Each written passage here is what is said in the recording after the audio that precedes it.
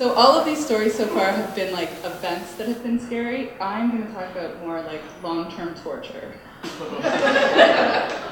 I am going to talk about legacy systems that just won't die. And I was at RBC a mainframe system programmer, but I'm not actually going to talk about, people usually think mainframe, they think legacy, but mainframes aren't that bad. They're fairly modern, we update them all the time. You can use like JSON APIs, and like coding in assembler is awesome as well. So I'm not going to, it's not the mainframe that's the problem. What we were forced to support was something called ZVM. Has anybody heard of ZVM? No, nobody has heard of this. Because nobody uses it anymore except for, we were forced to support an unused life insurance system that still had policyholders that hadn't died yet.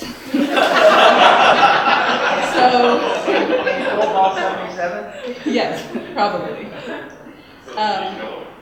Yeah, so I don't want to hope for people to die, but sometimes I do.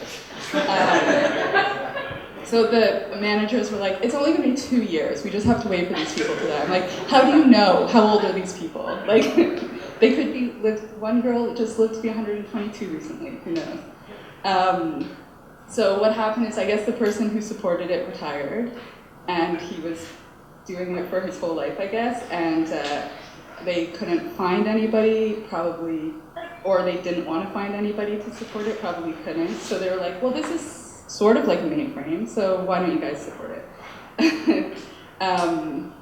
It was almost, but not entirely, unlike a mainframe. It had a green screen, which was similar. It had a different operating system, different commands, general navigation, different file structure. Basically, everything about it was different.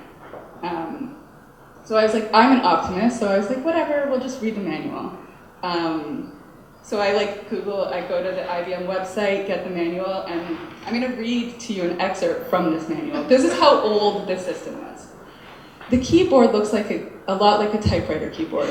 Many of the keys serve the same purpose as corresponding keys on a typewriter keyboard, but when you type on the ZVM keyboard, the information appears on the screen rather than a piece of paper.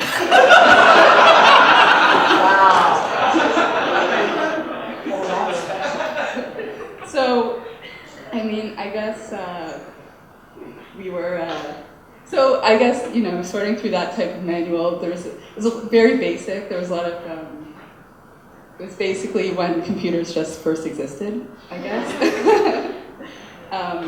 So we were forced to, I guess the 4 of us in our group just basically hacked away, tried to figure things out. We're like, whatever, nothing's going to change. These people aren't going to do anything until they die.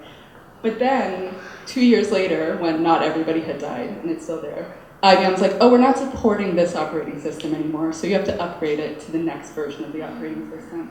Which, I don't like, upgrading an operating system in that kind of world takes about a year, so it's about a year of our life.